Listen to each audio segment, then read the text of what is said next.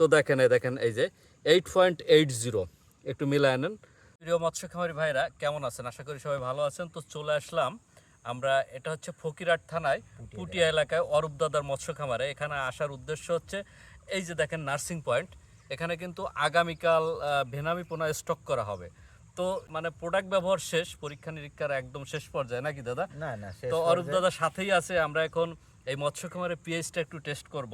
তো দেখেন এই যে 5 মিলি পানি আমি নিয়েছি, এখন 2 ফুটা আমি কিট দিলাম।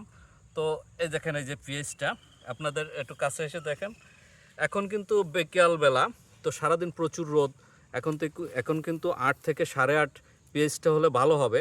তো এখানে কিন্তু যেসব মেডিসিন প্রয়োগ করা হয়েছে একদম পারফেক্ট পিএইচটা দেখা যাচ্ছে। এখানে আমরা আগামীকাল ভেনামি পোনা স্টক করবো। দাদা এখানে জায়গা কতটুকু? জায়গা আছে 200%। 200%? কত হাজার বেনামি ছাড়ার ইচ্ছা? সুজিতদার সাথে পরামর্শ করে নিলাম, উনি বললো 80,000 থেকে 1 লাখ পর্যন্ত 1 লাখ।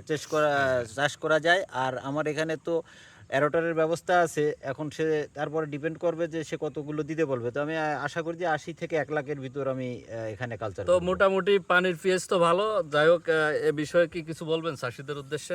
না, এখন আমি যেটা দেখছিলাম যে আগে পরে আমি মাছ ছাড়িছি, কিন্তু এইভাবে পরীক্ষা করে ঘেরে মাছ ছাড়া হয় নাই।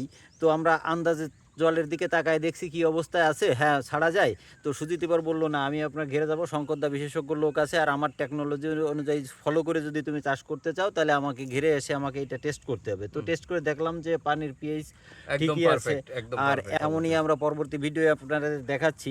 তো পারফেক্ট পেয়ে গেছি যখন, তখন আমরা সামনের দিন আমরা এখানে পরীক্ষামূলকভাবে 1 পলি মাছ দিয়ে টেস্ট করব। যদি দেখি আমার টেস্টে মাছ টিকে গেছে তাহলে আমি বাল্কে চলে যাব, কালচারে চলে যাব।